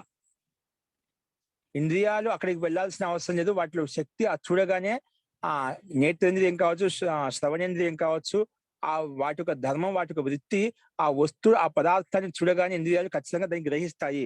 ఆ వస్తువు ఇక్కడికి రావాల్సిన అవసరం లేదు, ఈ వస్తువు అక్కడికి వెళ్ళాల్సిన అవసరం లేదు. ఆ వస్తువుని ఇంద్రియాల సన్నికర్షణ జరగగానే అది వెనకబడి గ్రహించబడుతుంది. ఏ విధంగా మనసు ఒకసారి ప్రత్యక్షం చేసుకున్నాడు, ఒకసారి సాక్షాత్ చూసాం అనమాట, ప్రత్యక్షంగా చూసాం. ఆ ప్రత్యక్షంగా చూసిన అనుభూతి అనేది మనకు విద్యమానంగా ఉంటుంది, సిద్ధంగా ఉంటుంది, కాబట్టి ప్రాప్తి దగ్గరగా ఉంటుంది. కాబట్టి అదే అనుభూతి మళ్ళీ ఆ స్మరణ ద్వారా మనసు ఏ విధంగా ఒకసారి జరిగిపోయిన విషయాన్ని కూడా మళ్ళీ గుర్తు చేసుకుంటే విధంగా అన్ని గుర్తుకొస్తాయో, అలాగే ఇంద్రియ విషయంలో కూడా అదే స్థితి ఉంటుంది. ఇంద్రియ గ్రహిస్తాయి, అక్కడికి వెళ్ళాల్సిన అవసరం లేదు అని సిద్ధాంతి పూర్వపక్షి లేదండి రెండు అని చెప్తున్నాడు. అంటే అప్రాప్త అంటే అప్రాప్త అంటే ప్రాప్తమే లేదు, అక్కడ వస్తువు విద్యమానంగా లేని దాన్ని కూడా గ్రహించబడుతుంది అంటున్నాడు. లేదు, విద్యమానంగా లేని వస్తువును గ్రహించదు, విద్యమానంగా ఉండే వస్తువుని గ్రహిస్తుంది.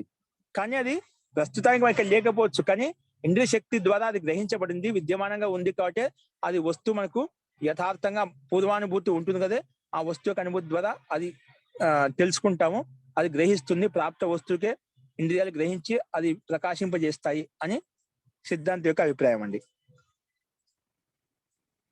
విశేషం లేదు, అవి ప్రత్యక్షంగా చూసిన వాటిని గ్రహిస్తాయి అని చెప్తున్నమాట.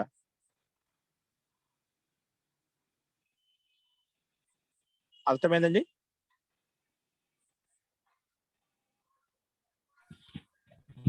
చూడు, ఎందుకంటే అదే విషయం భవంతి ఉక్తం హి పూర్వం చెప్పుకున్నాం. క్రమశో అక్రమశ్చ ఇంద్రియ వృత్తి. ఇంద్రియాల యొక్క వృత్తి అనేది, వ్యాపారం అనేది అది క్రమం కలగవచ్చు, అక్రమం కలగచ్చు, కానీ కలుగుతుందన్నమాట. అది అన్నిటిని గ్రహిస్తున్నమాట. దూరంగా ఉండేటువంటి వస్తువును గ్రహిస్తుంది, సమీపంగా ఉండేటువంటి వస్తువును గ్రహిస్తుంది, దూరంగా ఉండేటువంటి వస్తువును గ్రహిస్తుంది అని చెప్పి సిద్ధాంతికి ప్రస్తావించాడు. అది మనకు ఇంతకుముందు చెప్పిన సూత్రం కూడా ప్రామాణికంగా చూపించామట. అది ఈ రకంగా మనము దగ్గరగా ఉండే వస్తువును గ్రహిస్తా, దూరంగా ఉండే వస్తువును గ్రహిస్తా అని చెప్పి మనం అర్థం చేసుకోవాలి. చూడండి, ఇదే విషయాన్ని ఇంకో రకం ప్రస్తావించిన చూడండి సూత్రం ఒకటి. ఇంద్రియాణం వృత్తి విషయ ప్రాప్తి ఉచ్యతే. ఇంద్రియాణం వృత్తిభిర్ విషయ ప్రాప్తి ఉచ్యతే. అంటే ఇంద్రియాల యొక్క వృత్తి అనేది ఏవైతే విషయంలో ఉన్నాయో ఆ వాటి యొక్క ప్రాప్తి గురించి చెప్పుకుంటున్నామట. కానీ వృత్తి సిద్ధి కథం భవతి. చూడండి, ఇక్కడ కనిపిస్తుంది, మళ్ళీ నీటికి కనిపిస్తుంది. చూడండి, ఇక్కడ ఇంద్రియాణం వృత్తిభిర్ విషయ ప్రాప్తి ఉచ్యతే. ఇంద్రియాలనే వృత్తి ద్వారా, అంటే ఆలోచన ద్వారా మనం ఏ విధంగా విషయాన్ని ఏ విధంగా గ్రహించాము, ఆ వృత్తి ద్వారా, వ్యాపారం ద్వారా ఇంద్రియాణం వృత్తిభి విషయ ప్రాప్తి ఉచ్యతే. విషయ ప్రాప్తి ఉపలబ్ధం అవుతుంది, ఆ విషయం చెప్పుకున్నాం. కానీ వృత్తి సిద్ధి కథం భవతి ఉచ్యతే. ఆ వృత్తి సిద్ధి అనేది, వృత్తి వ్యాపారం కలుగుతుంది కానీ ఆ వ్యాపారంలో ఆ సిద్ధి కలుగుతుంది ఎలా తెలుస్తుంది? వృత్తి సిద్ధి కథం భవతి ఇది ఉచ్యతే. ఆ విషయాన్ని ఇక్కడ చూడండి 106లో. ప్రాప్త అర్థ ప్రకాశలింగాత్ వృత్తి సిద్ధి. ప్రాప్త అర్థ ప్రకాశాత్ ప్రాప్త అర్థ ప్రకాశలింగాత్ వృత్తి సిద్ధి. ఆ వృత్తి యొక్క సిద్ధి కలుగుతుంది. పూర్వపక్షం అంటున్నాడు, వృత్తి యొక్క వ్యాపారం ద్వారా ఆ విషయ వస్తువు ప్రాప్తమవుతుంది చెప్పావు, కానీ వాటికి సిద్ధి ఎలా సిద్ధిస్తుంది, వాటికి కథం సిద్ధి, వృత్తి సిద్ధి ఎలా కలుగుతుందంటే దానికి సమాధానం చెప్పాడు. ప్రాప్తార్థ అంటే ప్రాప్త అర్థ ప్రకాశ లింగాలు, ప్రాప్తమైనటువంటి అర్థమవుతుందో ఆ లింగ ప్రకాశం ద్వారా వృత్తి సిద్ధి కలుగుతుంది అని చెప్పి సిద్ధాంతం చెప్పాడు. ఇక్కడ ప్రాప్తార్థ ప్రకాశ లింగాలు, ఆ ప్రకాశం లక్షణం ఏదైతే ఉందో దాని ద్వారా ఆ వృత్తి సిద్ధి కలుగుతుంది. అంటే చూడండి, భాషలో ప్రాప్తం అర్థం ప్రకాశండి. ఏదైతే ఇంద్రియముల ద్వారా ఏ అర్థాన్ని ప్రకాశింపజేసుకున్నామో, ఇంద్రియంలో అది బుద్ధితో నిశ్చయించబడిందో, ఇప్పుడు మన కళ్ళు నేత్రేంద్రియం ద్వారా చూసి ఆ విషయాన్ని ప్రత్యక్షంగా రంగు రూప ఆకారంగా మనం ఆ అతీంద్రియ శక్తి ద్వారా అది నిశ్చయం అయిపోయి, బుద్ధి మాధ్యంతో మనసులో నిశ్చయం అయిపోయింది అన్నమాట. అలాగే శ్రోత్రేంద్రియం ద్వారా ఏదైతే మనం చూసామో, శబ్దాన్ని విన్నామో, అది కూడా శ్రోత్రేంద్రియ సహాయం చేత అది బుద్ధిలో నిశ్చయించబడుతూ మనలో స్థిరపడిపోయింది అన్నమాట. అలాగే అన్ని ఇంద్రియాల విషయంలో కూడా అది ప్రాప్తం అర్థం ప్రాప్తమైన అర్థాన్ని ప్రకాశిస్తుంది. ఏంటి? ప్రాప్తమైన అర్థాన్ని ప్రకాశిస్తుంది అన్నమాట. అందుకే ప్రాప్తం అర్థం ప్రకాశయంతి జ్ఞాపయంతి ఇది లింగ అనుమానం వృత్తి సిద్ధౌ యంత్రస్య తారం ఇవ. వృత్తి సిద్ధి అంటే లింగానుమానం ఏ విధంగా అయితే ఈ వృత్తి సిద్ధిలో, అంటే వృత్తి యొక్క సిద్ధిలో మనము యంత్రస్య తారం ఇవ అంటే యంత్రం ద్వారా ఏ విధంగా అయితే ఇవ్వబడుతుందో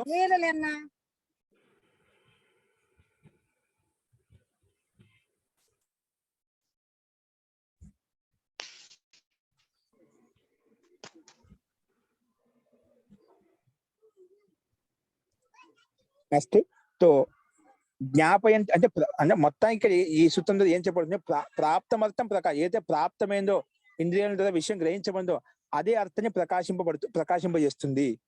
అది లింగానుమానం వృత్తి సిద్ధం యంత్రస్య తారం ఇవ. ఒక యంత్రం ద్వారా మనం ఏ విధంగా అది దూరంగా ఉండే వస్తువు కూడా మనకి ప్రకాశింపజేస్తుందో, అలాగే ఈ అనుమానం ద్వారా కూడా మనకు ఏదైతే ప్రాప్తమైన విషయం ఏదైతే ఉందో అదే ప్రకాశింపబడుతుంది. విద్యమానం లేటువంటి వస్తువు అవిద్యమానం ఉండే వస్తువు గ్రహించబడదని చెప్పి ఇక్కడ సిద్ధాంతం చెప్పాయండి. అస్తు తో ప్రకాశయంతి జ్ఞాపయంతి ఇది లింగ అనుమానం వృత్తి సిద్ధౌ యంత్రస్య తారం ఇవ అంటే తారక సమయం యంత్రంలో ఉన్నటువంటి విద్యమానంలో ఏ విధంగా మనకు విద్యుత్ తరంగాల ద్వారా మనకి ఏ విధంగా బోధపడుతుందో, విద్యుత్ తరంగం ద్వారా ఏ విధంగా మనకు బిజీ అంటే కరెంటు ద్వారా ఏ విధంగా మనకు అది ఒక చోటు నుంచి విద్యమానంగా ఉండేది ఇంకో చోటుకి ఏ విధంగా ప్రకాశింపజేస్తుందో, అలాగే దానికి సమానంగా ప్రాప్తమైన అర్థాన్ని ప్రకాశింపజేస్తుంది. ప్రాప్తం అంటే విద్యమానంగా లేకుంటే ఆ వస్తువును కానీ పదార్థాన్ని ప్రకాశింపచేయదు. అది యంత్రస్య తారం ఇవ అని చెప్పి ఇక్కడ చెప్పామట. అంటే విద్యుత్ రంగం సమానంగా తీసుకోవచ్చు మనం. అస్తు. సో మొత్తానికి ఈ వృత్తిల ద్వారా, ఇంద్రియముల ద్వారా అయితే మనం వృత్తి ద్వారా వ్యాపారం ఏదైతే గ్రహిస్తున్నామో అది ప్రాప్త విషయం ప్రకాశింపబడుతుంది, అప్రాప్త విషయం ప్రకాశింపబడదు అని సిద్ధాంతి కూడా బలంగా గట్టిగా చెప్పాడు. అదే విషయాన్ని జ్ఞాపింపజేస్తుంది, ప్రకాశింపజేస్తుంది. అది అనుమానం ద్వారా మనకు బోధపడుతుంది. కేవలం ప్రత్యక్షమే కాదు, అనుమానం ద్వారా కూడా, ఎందుకంటే ప్రత్యక్ష పదకు అనుమానం ఉంటుందంట. అనుమానం ద్వారా కూడా లింగానుమానం వృత్తి సిద్ధం. దీంట్లో ఈ వృత్తి యొక్క సిద్ధిలో అనుమానం ద్వారా కూడా మనకు యథార్థంగా తెలుస్తుంది అని చెప్పి సిద్ధాంతికి ప్రస్తావించాడు. అలా చెప్పిన తర్వాత అత కిం స్వరూప స ఇది ఉచ్యతే. కాబట్టి అది ప్రత్యక్షం అవుతున్నట్టు వాటి యొక్క స్వరూపం ఏంటి ఇక్కడ ప్రస్తావిస్తున్నాడు. అదేంటో రేపు చెప్పుకుందామండి. అస్తు. ఇందులో ఇంకొక సందేహం చెప్పండి.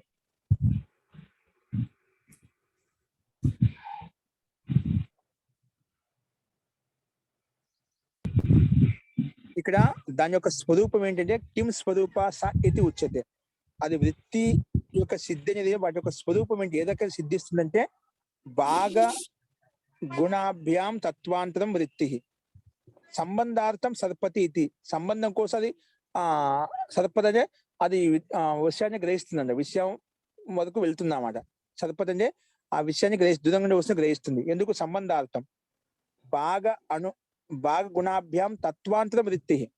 కానీ వేరే తత్వాంతర వృత్తి భాగం అంటే ఏమిటంటే ఇక్కడ దానికి ఒక అంశం అన్నమాట. ఒకటి ఇంద్రియాల ద్వారా ఇంద్రియాంశం అంటే ఇంద్రియం ఆ విషయాన్ని గ్రహించాయి, అది తీసుకోవాలి. గుణం అంటే ఏదైతే ద్రవ్యంలో ఒక గుణం ఉంటుందో అది గుణం తీసుకోవాలి. కాబట్టి భాగ గుణాభ్యాం తత్వాంతర వృత్తి అంటే భాగం కాకుండా, వాటి యొక్క అంశం కాకుండా, తత్వాంతర అంటే గుణం కాకుండా భాగ గుణ భిన్నమైనటువంటి తత్వాంతర వృత్తి అది ఎందుకు ఏర్పడుతుంటే సంబంధార్థం సర్పతి ఇది. సంబంధం కోసం వాటి యొక్క గతి అనేది కనిపిస్తుంది అని చెప్పి ఇక్కడ సిద్ధాంతి ఈ సుందర చెప్పడానికి ప్రయత్నం చేస్తున్నాడు. ఒకసారి చూడండి, చిన్నది దీంట్లో సంబంధితమైనది కాదు, ఇది పూర్తిగా చూడండి. భాగ గుణాభ్యాం తత్వాంతరం వృత్తి అని చెప్పారు ఇక్కడ. సా ఖలు ఇంద్రియ వృత్తి. సా ఖలు ఇంద్రియ వృత్తి అంటే ఇంద్రియం యొక్క వ్యాపారం, ఇంద్రియ యొక్క చేష్ట ఏదైతే ఉందో సా ఖలు ఇంద్రియ వృత్తి ఇంద్రియస్య నా భాగాంశం. ఇంద్రియం యొక్క భాగం కాదండి. ఇంద్రియ వృత్తి అనేది అంటే ఇంద్రియములతో ఏ విధంగా వృత్తిని గ్రహిస్తున్నామో అది ఇంద్రియం యొక్క అంశం కాదు, ఇంద్రియం యొక్క భాగం కాదు. మన నేత్రేంద్రియం ద్వారా కావచ్చు, నేత్రేంద్రియం ద్వారా కావచ్చు, శ్రవణేంద్రియం ద్వారా కావచ్చు, వాగింద్రియం ద్వారా కావచ్చు, ఏదైనా కావచ్చు, ఇంద్రియం యొక్క భాగం అయితే కాదు, ఇంద్రియం యొక్క అంశం కాదు. ఇంద్రియ వృత్తి అనేది వ్యాపారం అనేది ఏ విధంగా ఇంద్రియంలో సహాయం చేస్తే ఏదైతే వ్యాపారం చూస్తున్నామో, ఏదైతే గ్రహిస్తున్నామో అది ఆ వృత్తి. ఇంద్రియ వృత్తి ఇంద్రియస్య నా భాగాంశ. ఇంద్రియం యొక్క ఒక భాగం, ఒక అంశం కాదు. నాచ గుణ. గుణం అంటావా? గుణం కూడా కాదు. ఇంద్రియ వృత్తి ఇంద్రియాలు కేవలం గోళకాలు మాత్రం ఇంద్రియ శక్తిని విషయం గ్రహిస్తూ ఉంటాయి. దాన్ని అంశంగా, అంశీభూతంగా, అవయవంగా ఉండవు అనమాట. అందుకే నా భాగో అంశ నచ గుణ. రూపాధివత్, రూపాధికి సమానంగా గుణం కూడా కాదు. కింటు భాగ గుణాభ్యాం వస్తువంతరం భిన్నం వస్తు. అది భాగం కాదు అంటే ఇంద్రియం యొక్క అంశం కాదు, గుణం కాదు, భిన్న తత్వమే, భిన్నమైన వస్తువే. ఆ వస్తువుని, ఆ పదార్థం చూడగానే ఒక భిన్న జ్ఞానం ఏర్పడుతుంది. వాటి రంగు రూప ఆకారం చూసుకొని ఒక భిన్న తత్వాంతరమే వస్తువు యొక్క స్వరూపం మనకు బోధపడుతుంది. అందుకే భాగ గుణాభ్యాం వస్తువంతరం భిన్నం వస్తువు. భాగ గుణాభ్యాం వస్తువంతరం అంటే రూపాంతరం అంటే భిన్నమైనది వస్తువుగా పరిగణించబడింది అన్నమాట. వస్తువంతరం భిన్నం అంటే భిన్నమైనది వస్తువుగా తీసుకోవాలి. భాగం కాదు, అది గుణం కాదు. అంటే ద్రవ్యంలో ఏ విధంగా గుణం అంటే అలా గుణం కూడా కాదు. ఆ వృత్తి అనేది అది భిన్నమైన వస్తువుగా గ్రహించాలి. ఎందుకంటే సంబంధార్థం సర్పతి ఇది. ఎందుకంటే ఆ సంబంధం కోసం అంటే దూరస్థమపి విషయం ప్రతి సంబంధార్థం సర్పతి ఇది హేతు. దూరంగా ఉండే విషయాన్ని కూడా గ్రహించాలి కాబట్టి దూరస్థమపి విషయం ప్రతి సంబంధార్థ సంబంధం కోసం సర్పతి ఇది హేతు. అది అది గతి చేస్తుంది, ఆ విషయాన్ని గ్రహిస్తుంది. ఈ కారణంగా కాబట్టి ఇంద్రియం విహాయ తద్ భాగో గుణో వా నా దూరం సర్పితుం శక్తః. కాబట్టి ఇంద్రియం విహాయ, ఆ ఇంద్రియాన్ని వదిలేసి తద్ భాగో గుణోవా, అది ఇంద్రియ యొక్క అంశం కానీ లేదా గుణం కానీ నా దూరం సర్పితుం శక్తః, ఆ దూరంగా ఉండేటువంటి అంశాన్ని గ్రహించడానికి సమర్థం కాదు. ఒక ఇంద్రియాన్ని వదిలేసి కేవలం ఇంద్రియం యొక్క భాగమే అది విషయాన్ని గ్రహిస్తుంది లేదా గుణం ఇంద్రియాన్ని గ్రహిస్తుంది ఒక అలా స్వీకరిస్తే గిన ఇంద్రియం విహాయ, ఇంద్రియాన్ని వదిలేసి తద్ భాగో గుణోవా నా దూరం సర్పితుం శక్తః, దూరంగా ఉండేటువంటి వస్తువును గ్రహించడం కోసం ఆ సమర్థం కాదు. కాబట్టి ఎందుకంటే శక్త తతస్తత్వాత్ వృత్తిస్తూ విద్యుత్ తరంగవత్ దూరం అప్పి సరపతి. కానీ విద్యుత్ తరంగంలో ఏ విధంగా విద్యుత్ మనకు దూరంగా ఉండడానికి ఏ విధంగా గతిని ఇస్తుందో, గతి పరంగా వెళ్తుందో, అలాగే ఇక్కడ కూడా మనం తీసుకోవాలి. అంటే సంబంధాలు దూరంగా వస్తువును గ్రహిస్తుంది.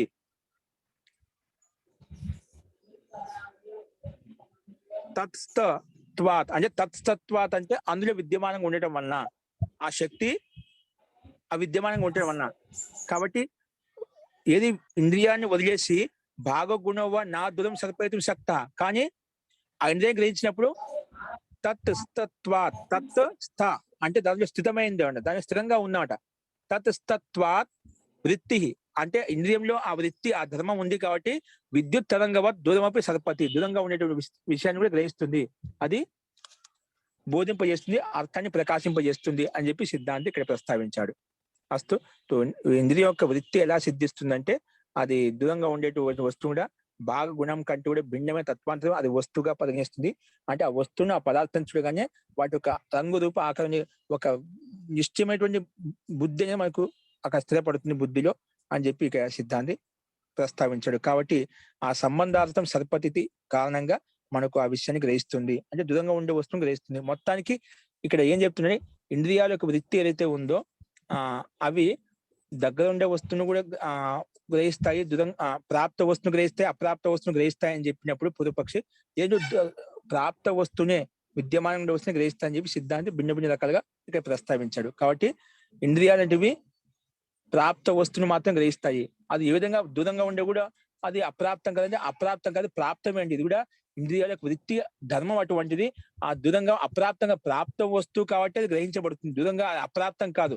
మనకు అలా అనిపిస్తుంది, కానీ ఇంద్రియాలు క్రియల ద్వారా అది వాటి యొక్క శక్తి ద్వారా, వాటి యొక్క అతీంద్రియ శక్తి ద్వారా ఆ విషయాన్ని గ్రహిస్తున్నాయి. విషయాన్ని గ్రహించాయి కాబట్టి విద్యమానంగా ఉంది కాబట్టి, ప్రాప్తంగా ఉంది కాబట్టి అది గ్రహించబడింది అని చెప్పి సిద్ధాంతి ఇక్కడ ప్రస్తావించాడు. అందుకే వృత్తితస్తు విద్యుత్ తరంగవత్ దూరమపి సర్పతి. విద్యుత్ ఎక్కడో ఒక చోట వేస్తాం మనం, అది ఎక్కడి వరకు వెళ్ళిపోతున్నాం. అది విద్యమానం ఇక్కడ లేనప్పుడు కూడా దూరంగా ఉండే విషయాన్ని కూడా ఏ విధంగా గ్రహిస్తుందో, ప్రకాశింపజేస్తుందో ఒక ద్రవ్యాన్ని, ఒక పదార్థాన్ని, అలాగే ఇక్కడ కూడా మనము విద్యుత్ తరంగవత్ దూరమపి సర్పతి అని చెప్పి మనం అర్థం చేసుకోవాలి. అస్తు ఈ రకంగా మనం చూసామండి. మొత్తానికి ఇంద్రియాలు ప్రాప్త వస్తువుని గ్రహిస్తాయి, అప్రాప్త వస్తువుని గ్రహించవు అని చెప్పి సిద్ధాంతి ప్రస్తావించాడు. కాబట్టి పూర్వపక్షి ఉభయత అని చెప్పాడు. దూరంగా ఉండే వస్తువును గ్రహిస్తే ఆ దూరంగా దగ్గర ఉండే వస్తువును ఎలా గ్రహిస్తాయి, దూరంగా ఉండే వస్తువును గ్రహిస్తాయని చెప్పి సిద్ధాంతం రెండు రకాలు ప్రస్తావిస్తూ ఉంటే దాన్ని ఖండిస్తూ ఈ రకంగా ప్రస్తావించాయండి. అస్తు ఈ రకంగా మనం చూసాము. ఇంకే రకమైన సందేహాలంటే మనం తర్వాత చూద్దామండి మంత్రపాఠ అయిన తర్వాత. అస్తు మంత్రపాఠ.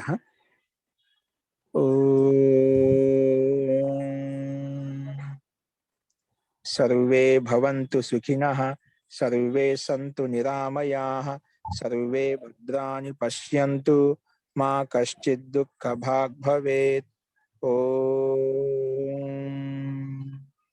శాంతి శాంతి శాంతి. సర్వేభ్యో నమః. అందరికీ నమస్కారం అండి. నమస్తే నమస్తే మహోదయ. నమస్తే అండి. ఇప్పుడు చెప్పండి మీరు. గతి సర్పతినే సరకన అంటే గతి చేయడం, గతి ద్వారా ఇంద్రియాలు కిరణముల ద్వారా ఈ విధంగా గతిని పొంది సూర్యుడు నక్షత్రం వరకు ఆ విషయాన్ని గ్రహిస్తాయి. ఇప్పుడు సూర్యకిరణాలు మన మీద పడుతున్నాయా, అలాగే నేత్రంలో ఉండే కిరణ శక్తి ద్వారా ఆ నక్షత్రం శక్తిని గ్రహించడం అన్నమాట ఆ సరపతి గతి ద్వారా. ఓకేనా? గతి మాధ్యం తోటి